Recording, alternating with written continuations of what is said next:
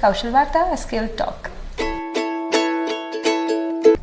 Vanakkam, Namaste, Namaskar, and welcome to Kaushal Varta, a skill talk podcast by Lend a Hand India.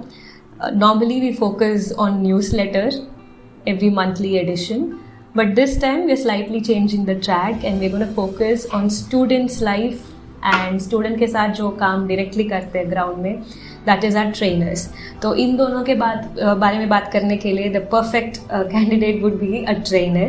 So with me I have Keshav Sul, who has 8 years of experience with Lend a Hand India as a trainer और अब वो master trainer बन चुके हैं. So he coordinates with a lot of stakeholders starting from students, बाकी के trainers and Lend a Hand India के बाकी सारे stakeholders, which also includes communication team. हम उनके पीछे ही पड़ जाते हैं कि हमको स्टोरी दो.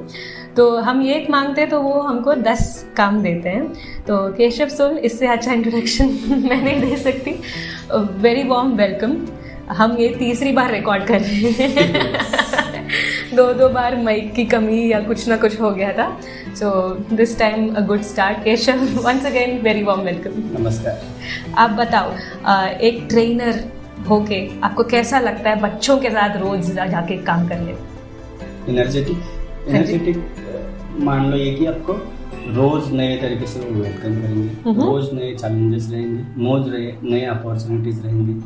तो इतने सारे डाइवर्सिफाइड ग्रुप के साथ आप काम करते हो तो आपका हर एक लाइफ के हर एक एस्पेक्ट के साथ आप गुजरते हो. राइट. तो जो टीचिंग लर्निंग प्रोसेस जैसे हमने बात किया कि जब एज अ टीचर ना रह के वो आप लर्नर मोड पे भी चले जाते हैं. तो जो vice versa teaching learning process होता है वो मैं ज़्यादा एंजॉय कर लेता हूँ. जो टीचिंग लर्निंग एस्पेक्ट है, तो जितना मैंने ऑब्जर्व किया है, it takes a lot to be a trainer. क्योंकि प्रैक्टिकल सिखाते हैं एक तो आपके पास टेक्स्ट बुक या कंसिस्टेंट वाला पार्ट नहीं होता जो बच्चे डिपेंड कर सकते हैं. वो 100% आपके ऊपर डिपेंडेंट है. और the wonderful part and at the same time I find challenging is that खाली क्लासरूम सेशंस नहीं है, उससे आगे भी बहुत सारी चीज़ें ट्रेनर को करना पड़ता है, अरेंज करना पड़ता है. So can you explain us एक ट्रेनर का लाइफ इन अ डे कैसे होता है?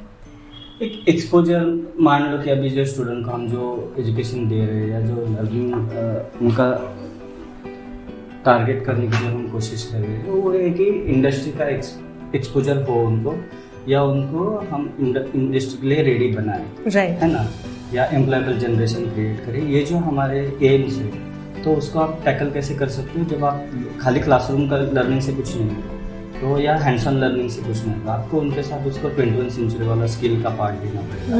इंडस्ट्री में कैसे काम करता है समझो. मान लो अगर कारपेंट्री सीख रहा है बच्चा तो बस वो कारपेंट्री आ गया इतना नहीं कि ये कारपेंट्री का यूज करियर में कैसे करना है, कारपेंट्री का इंडस्ट्री क्या है, इंडस्ट्री कैसे चलता है. तो उसके लिए हमें इंडस्ट्री का एक्सपोजर देने के लिए मान लो कि फील्ड विजिट है, एक्सपोजर फील्ड विजिट आप विजिट के लिए लेके जा सकते हो लोकल एरियाज में, या फिर गेस्ट लेक्चर है जो कोई इंडस्ट्री एक्सपर्ट है उसको आप स्कूल में आके, या ऑडियो विजुअल एड्स का यूज़ करके आप उनको बता सकते हो. आजकल तो काफ़ी नॉर्मल हो गया कि हर एक के पास मोबाइल है तो आप ऑडियो विजुअल एड का भी ज़्यादा यूज़ कर सकते हो. तो बच्चों को इंडस्ट्री एक्सपोजर देना वही अल्टीमेट टारगेट है.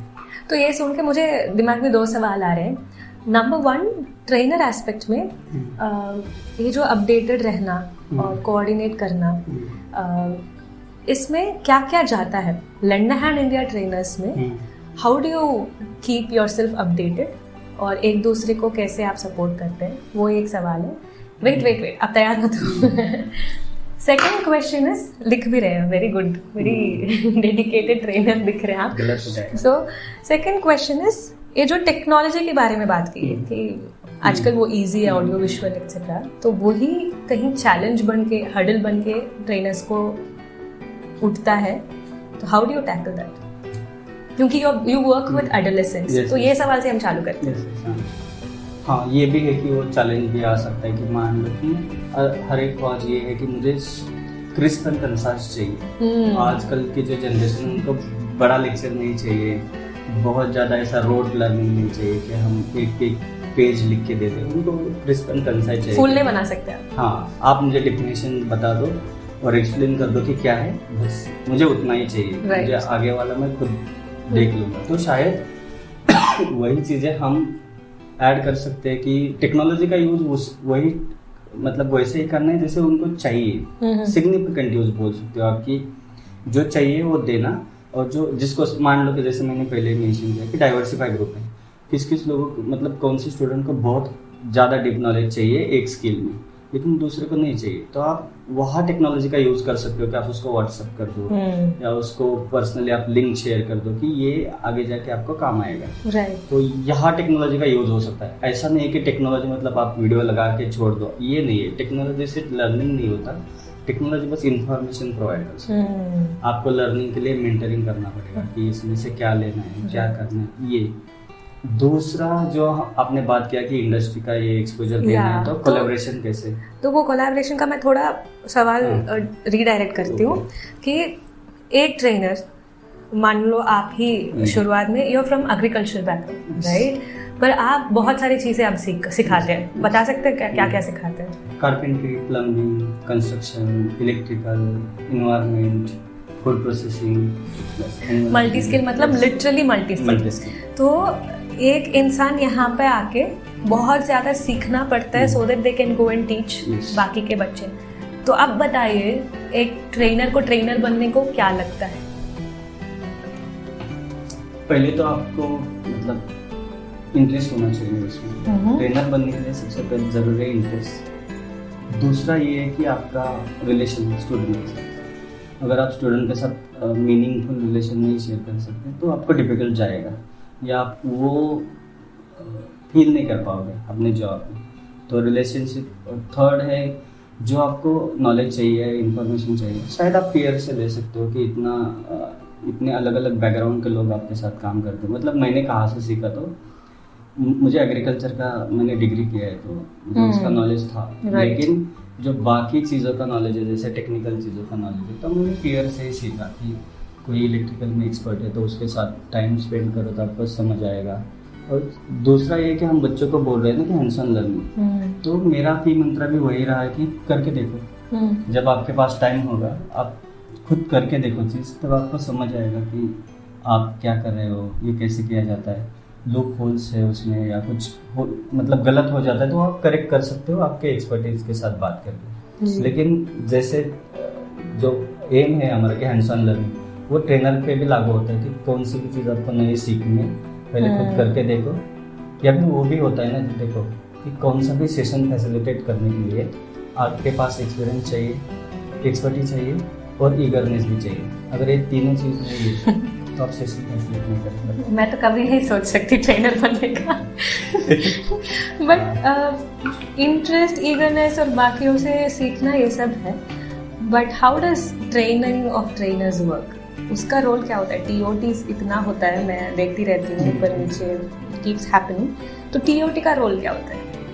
टीओटी का रोल शायद कॉन्फिडेंस बूस्टिंग में काम आ जाता है। अगर समझो मान लो मैं अकेला ही काम कर रहा हूँ किसी स्कूल में, तो मुझे बहुत सारे चैलेंजेस आते हैं, बहुत सारे डिफिकल्टीज होते हैं, बहुत सारे प्रॉब्लम्स होते हैं, लेकिन वो शेयर करने के लिए मेरे पास वो प्लेटफॉर्म नहीं रहता। टीओटी ये है कि हम एक कम्युनिटी बोलते हैं ना कि एक कम्युनिटी के लोग एक साथ अगर आके बैठे बात करें तो बहुत सारे आइडियाज एक्सचेंज होते हैं, बहुत सारा नॉलेज एक्सचेंज होता है, बहुत सारे चैलेंजेस एक्सचेंज होते हैं। और एक सेम प्लेटफॉर्म के लिए आने के लिए मान लो एक प्रोजेक्ट है कि समझो पुणे में ट्रेनर पढ़ा रहा है और वही सेम करिकुलम अगर समझो आप यूनेस्को बोल रहे हैं ना, अभी तो एक सेम करिकुलम है तो गुजरात में पढ़ा रहा है या फिर राजस्थान में पढ़ा रहा है। Can we explain what is NSQ? National skill qualification framework. तो उसके अंदर तो सब अभी एक सिमिलर आ गया है ना, सिमिलरिटी आ गई। तो राजस्थान का भी ट्रेनर है, उसको भी सेम प्रॉब्लम आता है, लेकिन वो अगर इसके साथ बात करके कि आप क्या चैलेंजेस को कैसे फेस करते हो, आप कैसे उसके ऊपर सॉल्यूशन निकाल के लाते हो, वो अगर बात करेंगे तो शायद उसकी जर्नी थोड़ी इजी हो जाती है। और दूसरा कनेक्शन हो जाता है उस कम्युनिटी के साथ कि अगर मुझे बात भी करना है या मुझे कुछ समझ आया कि अरे हाँ ये क्या करना है तो वो हो जाता है। दूसरा इतने सारे स्किल्स है, हर एक स्किल्स में एक्सपर्ट नहीं हो सकता, राइट है ना। तो आपको क्या करना पड़ेगा, आपको हेल्प लेनी पड़ेगी, राइट। जो भी आपके आसपास रिसोर्सेस है, जैसे मैंने इंडस्ट्री का भी बोला ना, इंडस्ट्री का भी हम वैसे यूटिलाइजेशन करते हैं। अगर समझो मान लो मुझे फैब्रिकेशन नहीं आता तो मैंने वही गेस्ट लेक्चर ढूंढना है जिसको फैब्रिकेशन आता है, राइट। तो वो राइट नॉलेज स्टूडेंट के पास पहुंचे। तो now I have a different question. हम जाते हैं ट्रेनर के personal life, because I am curious.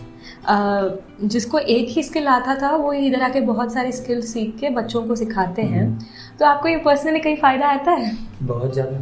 बहुत ज़्यादा फायदा होता है। जैसे मान लो कि आपको कॉन्फिडेंस, मतलब ये तो लाइफ स्किल ही है ना, हर जगह आपको वो स्किल काम आते हैं जी। ऐसा नहीं कि आपको लर्निंग करने के लिए या पढ़ाने के लिए काम आता है, घर में भी काम आते हैं कि आप घर में काम कर सकते हो। इलेक्ट्रिसिटी अभी ज़रूरत नहीं है किसी के, मतलब शायद जो भी ट्रेनर है शायद उनको प्लम्बिंग का ज़रूरत नहीं है किसी बाहर से बुलाने के लिए, इलेक्ट्रिसिटी का काम खुद आता है बेसिक वाला।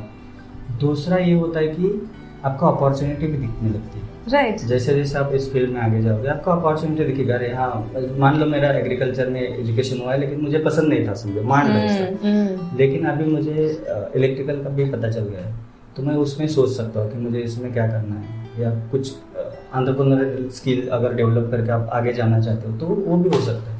तो अपॉर्चुनिटीज क्रिएट करता है आपके। आई थिंक इसको मैं काट के एक वीडियो बना के रील में डाल दूंगी कि join us as a trainer, inspiration हो गया। तो now let's come to students. तो अगर टीचर को इतना फायदा है आफ्टर अ पर्टिकुलर एज, ये तो आप मान लो 22, 23 के बाद ये सारे फायदा आ रहे हैं, बट ये तो आप एडोलेसेंट बच्चों को 13, 14 ईयर्स में ही इम्पार्ट कर रहे हो एंड उनके फायदे के बारे में बात करते हैं। So I would like to know from you कि अभी लड़की और लड़का इन दोनों का फर्क आजकल इतना नहीं है। मेजर एरियाज में है, चैलेंजिंग लड़कियों के लिए है, वो मैं मानती हूँ, but girls are now smarter and बाहर आते हैं, जो उनके मन में आए तो वो करते हैं, दे आर स्ट्रॉन्ग इनफ। तो आपका जर्नी एंड आपका point of view of seeing a population जहाँ पे लड़कियाँ का ज़्यादा है, लड़कियों का, एंड लड़के थोड़ा कम रहते हैं आजकल, so what does it take, क्या होता है वहाँ पे? मान लो कि अंडर प्रिविलेज स्टूडेंट के साथ ही ज़्यादा काम हुआ है, मतलब जैसे गवर्नमेंट स्कूलों में तो अंडर प्रिविलेज लोग ही आते हैं, तो ऐसा नहीं है कि उनमें कॉन्फिडेंस नहीं है, उनको समझ नहीं है, बस एक्सपोजर की कमी रहती है बचपन से, कि उनको जो एक्सपोजर चाहिए वो नहीं मिलता है। तो जो वोकेशनल स्किल्स है समझो, या अलग अलग प्रोजेक्ट्स आते हैं स्कूल में, तो अभी क्या है कि उनको एक्सपोजर आने लगा है कि बाकी चीज़ों का।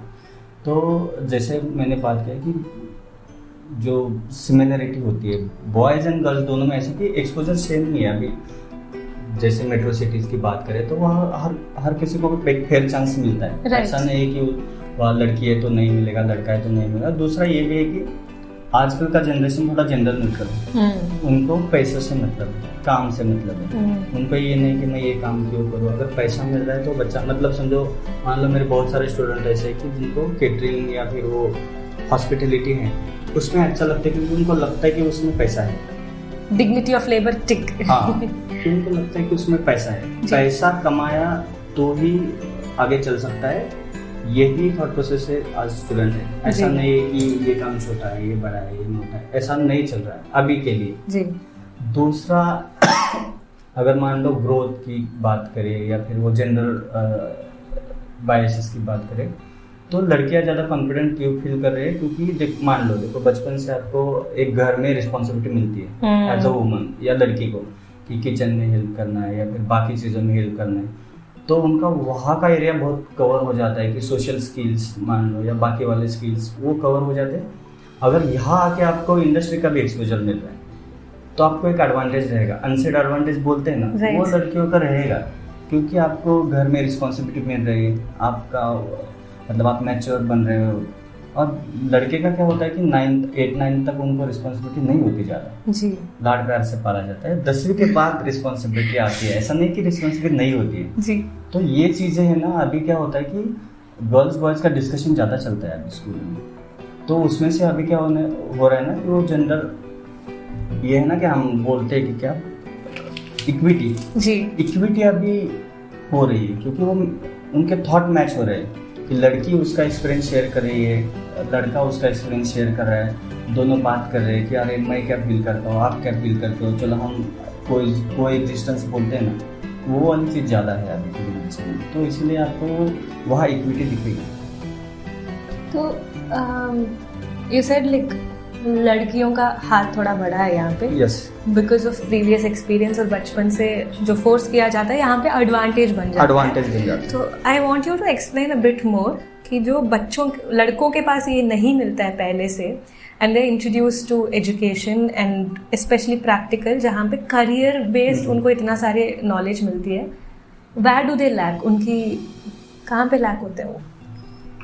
सिंसेरिटी, आई थिंक रिस्पॉन्सिबिलिटी का पता ना होना, उसके लिए आगे मुझे कितना ये ज़रूरी है या क्यों करना है, ये समझने में टाइम लगता है। Right. मतलब समझो 9th में अगर लड़की आई है, तो लड़की को पता है कि मैं ये कर रही हूँ, उसको और थोड़ा इम्प्रूव करने के लिए मुझे ये करना पड़ेगा। ये मुझे चांस है, एक अपॉर्चुनिटी है, तो प्रेशर की वजह से वो एम्बिशियस भी बन जाती है। हाँ, वो अपॉर्चुनिटी ग्रैब करेगी। Right. लेकिन लड़कों का क्या है कि अभी मुझे नया कुछ एक्सप्लोर करने को मिल रहा है, मैं एंजॉय करूंगा।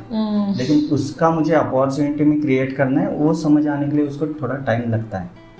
So, would you like to mention any challenge where something that any habit or something like that, if you're okay? I think idol change हो गए हैं। और दूसरा ये भी है, समझो सोशल मीडिया का, कि लड़के को ज़्यादा मिल जाता है, मतलब वो सोशल मीडिया के ऊपर थोड़ा ओपनली चीज़ें शेयर कर सकते हैं, ज़्यादा यूज़ कर सकते हैं। जैसे लड़कियां की सोचेगी कि सोशल मीडिया कितना यूज़ करने लगी, तो वो लड़कों का ना आइडल चेंज हो गया आजकल। जैसे मान लो सोशल मीडिया स्टार है, इन्फ्लुएंसर है, ये है, वो उनके ज़्यादा आइडल है। तो जो अडल्सेंट एज है ना उनका, मतलब मान लो 9th 10th 11th तक, ये 3 साल, उनको ऐसा लगता है कि मुझे ये बनना चाहिए, क्योंकि उसमें, और दूसरा ये गलत नहीं है, उनको दिख रहा है कि उसमें पैसा है। Right. मतलब बच्चे बात भी कर लेते हैं कि सर ये तो इजी पैसा कमाने का तरीका है, अकाउंट क्यों ना ओपन करें, हम क्यों ना शेयर करें कंटेंट। तो वो उस चीज़ में होते हैं, क्योंकि वो बोला ना कि आजकल रिलेटेबल चाहिए ना सब कुछ। Yeah. वो रिलेवेंट उनके लिए, वो जनरेशन के लिए वो रिलेवेंट मार्केटिंग ही हो गया पूरा। हाँ, उनके, और वो रिलेवेंट भी है ना कि आजकल वही चलता है। Right. हमें लगता है कि यार ये गलत है, नहीं, उनके लिए वो तो रिलेवेंट है कि बचपन से देखा है कि इंस्टाग्राम है, यूट्यूब रील्स है, तो उनको वो रिलेटेबल है। तो इसीलिए कि वो सीरियसनेस कम हो जाता है, क्योंकि वो कंफ्यूज स्टेट ऑफ माइंड में रहते हैं कि मुझे मेहनत करके पैसा कमाना है या मुझे ये इजी वे में पैसा कमाना है।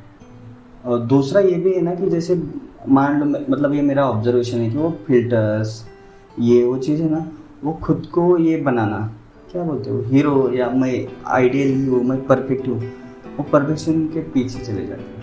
Right. अरे ऐसा। So, ये भी एक रिस्पॉन्सिबिलिटी है यस, टीचर के लिए। Yes. So, how do you tackle? उनको एहसास करा के देना। Why I'm asking this is, हम सब वो उम्र में गुजर चुके हैं, मैंने रिसेंटली गुजरा है। So, I didn't have teachers जिन्होंने उसको पॉजिटिवली देख के अच्छे से संभाला। दबाया गए थे हम, even if we had like diversions, उसको बुरा बोल के दबाए गए। So that's why I'm asking. क्योंकि वो इजी वे होता है ना, एज अ टीचर अगर समझो आपको कुछ चीज़ के ऊपर काम करना है, कोई भी लोग उसको इजी वे से ही चला जाएगा ना। अगर मैं उसको दबाऊँ तो देख लेता हूँ, चलो वो मान जाएगा, लेकिन अगर आपको सच्चे में काम करना है उसके ऊपर, तो आपको उसको चैनलाइज करना पड़ेगा। Right. और चैनलाइज मतलब ऐसा नहीं कि ये गलत है या ये सही, उसको बढ़ावा भी दो, ऐसा भी नहीं है। आपको क्या करना पड़ेगा, समझना पड़ेगा उस बच्चे को कि आपके दिमाग में क्या चल रहा है। Right. और उसको वो गाइड, मतलब समझो मुझे मान लो मेरे पास आता है, तो मैं उसको वही गाइड कर लेता हूँ कि आप में वो एबिलिटी है क्या, कि आप उतने स्टार बन सकते हो, उतना यूज़ कर सकते हो, तभी उसमें घुसो, नहीं तो उसमें मत जाओ। आपको क्या करना है कि वो चाहिए, आपको अपॉर्चुनिटी है, लेकिन आप में वो एबिलिटी है क्या, आप उतना रीच कर पाओगे क्या, आपका एम क्या है। और दूसरा ये है कि अगर एक दिन में समझो बंद हो गया, तो फिर सेकंड ऑप्शन क्या है आपके पास।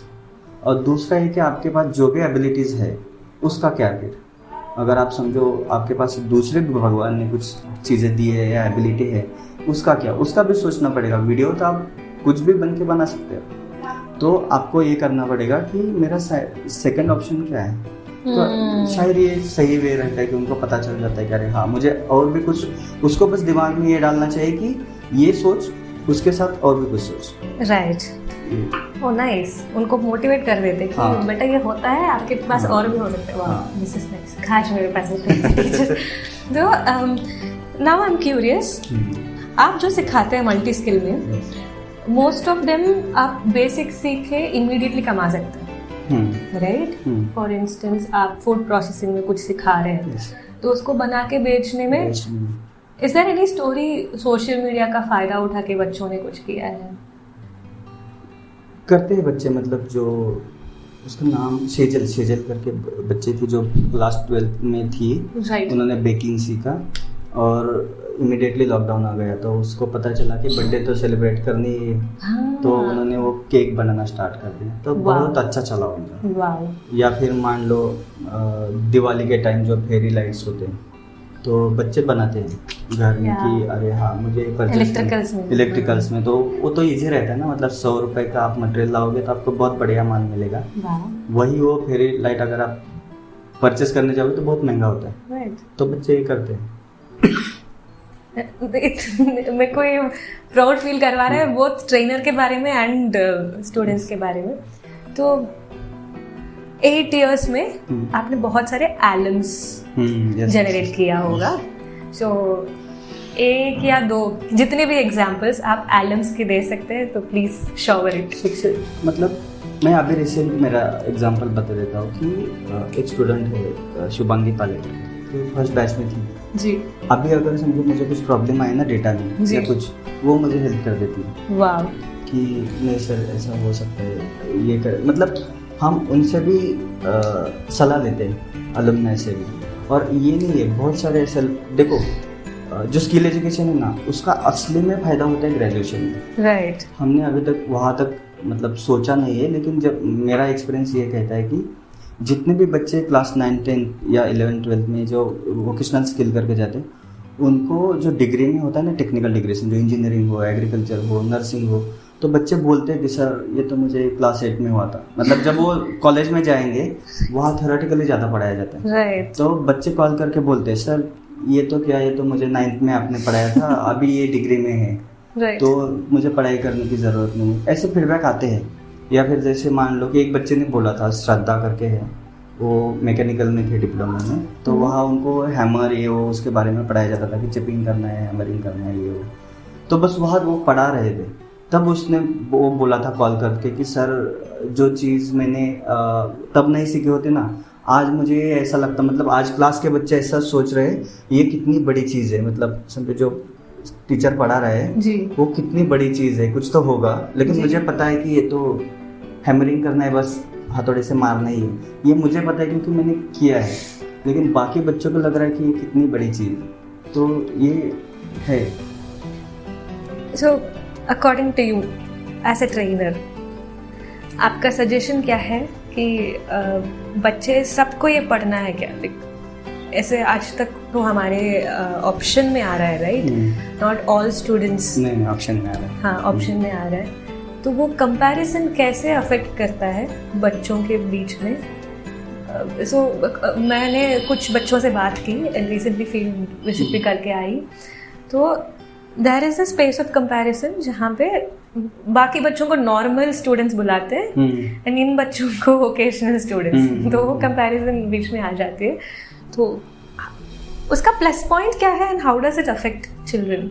ये कंपैरिजन उस वैसे अगर देखा जाए एक स्कूल के पर्सपेक्टिव से तो गलत है, क्योंकि जैसे आपने बोला कि बाकी बच्चों को लगता है, मतलब पहले नहीं समझ आता, लेकिन जब इनरोलमेंट होता है और बच्चे जब बनाने लगते हैं कुछ या हो जाता है तब उनमें बातें होती हैं, मैंने आज ये किया, वो किया, ऐसे किया, वैसे। तो एक एडवांटेज रहता है इनके पास कि अरे हाँ मुझे तो ये भी आता है मुझे। और दूसरा ये होता है कि स्कूल के इन्वायरमेंट में देखो आज मतलब पुणे की ये कंडीशन है कि अगर स्कूल में कुछ भी हो जाए पहले वो बच्चों के पास, मतलब बच्चों के पास आएंगे कि ये हम रिपेयर कर सकते हैं क्या, या इसको हम कुछ कर सकते हैं क्या। तो जो बच्चों ने ये सीखा है वो तो हीरो बन गया है ना, कि वो बोलेगा कि मुझे आता है, मैं ये, और वो ओनरशिप होती है देखो कि ये मतलब HM के केबिन का फैन मैंने बिठाया है और बच्चे बोल के दिखाते हैं बाकी लोगों को कि आपको पता है कि ये मैंने बिठाया है। तो ये एक होता है कि एडवांटेज मान लो, या फिर वो कॉन्फिडेंस बूस्टिंग होता है।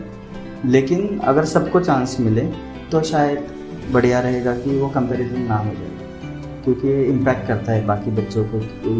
मतलब मेरे पास ऐसे एक बच्ची थी, एक बैच स्कूल ने बस लड़के दिए थे और गर्ल्स को हिंदी संस्कृत दिया था, क्योंकि उनको मैनेजमेंट के हिसाब से, मतलब क्लास मैनेज करना है, डिवीजन मैनेज करना है। लेकिन एक उसमें बच्ची थी मतलब ये वाला ऑप्शन भी बच्चों को नहीं मिलता है? मिलता है बच्चे को, लेकिन कभी कभी क्या होता है ना कि डिवीजन का मैनेजमेंट बिठाने के लिए, टाइम टेबल बिठाने के स्कूल को कभी कभी डिसीजन लेना होता है, क्योंकि सभी बच्चों को दे नहीं सकते और आधा आधा दिया तो बाकी क्लास मैनेज करना बहुत डिफिकल्ट हो जाता है। तो कभी कभी क्या होता है ना कि एक डिवीजन को चांस दिया जाता है कि आज ए डिवीजन को चांस देते हैं इस साल, नेक्स्ट साल बी डिवीजन को चांस देते हैं, ऐसा कभी कभी डिसीजन लिया जाता है। तो एक बच्ची थी मेहतरे करके, वो दरवाजे के बाहर बैठी थी 1 महीना कि मुझे लेना ही है, मुझे लेने, और उसने लिया। लास्ट में उसमें एक अकेली बच्ची थी, मतलब लड़की थी, जो क्लासरूम में आती थी, लड़कों के साथ पढ़ती थी पूरा। लेकिन पहले ऐसा था कि ये क्यों आ गई, इससे तो हम बर्तन मंजवाएंगे, ऐसा वाला था।